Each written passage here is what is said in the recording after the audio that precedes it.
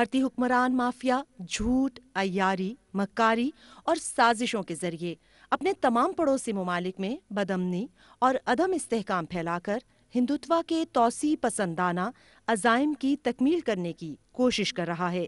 खुद भारत और मकबूजा जम्मू कश्मीर में भारतीय खुफिया एजेंसियों और फौज की रियासती दहशतगर्दी बेनकाब हो रही है। भारत और आलमी बरादरी के बाज़मीर लोगों के साथ साथ आलमी मीडिया ने नाम नेहाद भारतीय जमहूरियत और सेकुलरिज्म का लिबादा उतार फेंका।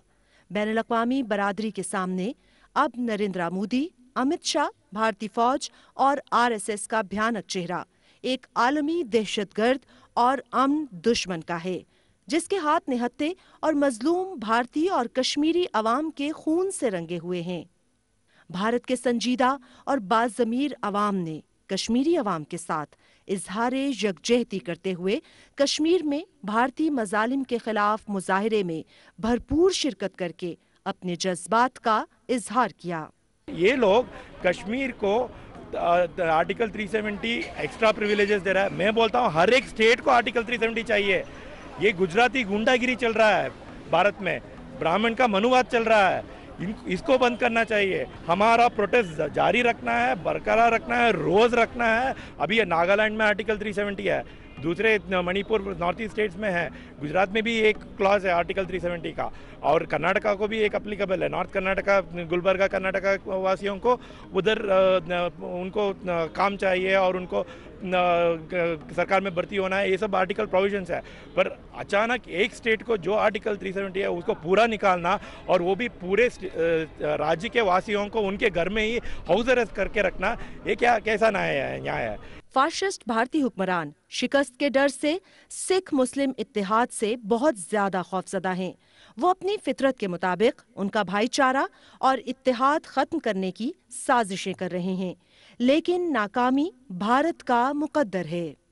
भारतीय किसानों के एहतजाज, खास तौर पर सिख भाइयों के साथ एहतजाज में शरीक मुसलमानों का कहना है कि वो हर कीमत पर अपने सिख भाइयों का साथ देंगे। जब तक कानून वापस नहीं होगा हटेंगे नहीं, चाहे कभी तक भी रहे। आंदोलन यही रहेंगे, अपना सब इंतजाम करके आ लिए। अभी तो लोग बाग कोई वापस जाने वाला ही नहीं।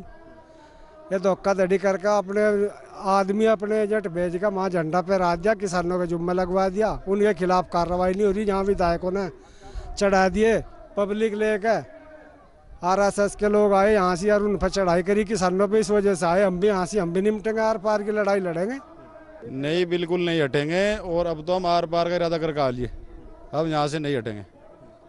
अगर सरकार कुछ बात करती है अच्छी, या हमारे मन को ऐसा लगता है कि सरकार कुछ बात अच्छी कर रही है, तो हम यहाँ से हट जाते, लेकिन अब आर पार के लिए आ लिए, हम यहाँ से हटने वाले नहीं हैं। इस आंदोलन की वजह से आए किसानों पर नाजायज हो रही, सरकार धक्का कर रही। हाँ, इसलिए आए हम तो भाई समर्थन देना आए अपना यहाँ। दिल्ली में किसानों के पुरअमन मुजाहिरों के दौरान लाल किला पर लहराया जाने वाला खालिस्तान का परचम भारत की शिकस्त और रेख्त और मजलूमों की आज़ादी की अलामत है। पूरी दुनिया में सिख और मुसलमान मिलकर भारतीय किसानों और कश्मीरी मुसलमानों की आज़ादी के हक में भरपूर मुजाहिरे कर रहे हैं।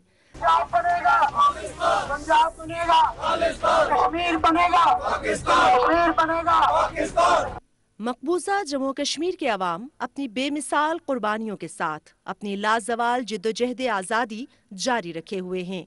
इनकी मंजिल कामयाबी और भारत की शिकस्त है।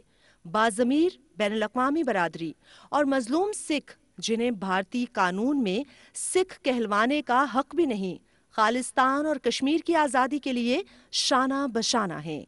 वो अपने मादरे वतन पर भारत के गैर कानूनी तसल्लुत को कतई तौर पर मुस्तरद कर चुके हैं। वो दिन दूर नहीं जब भारत के ज़ेरे कब्जा तमाम अक़वाम आज़ाद और भारत टुकड़े टुकड़े होगा, इंशाअल्लाह।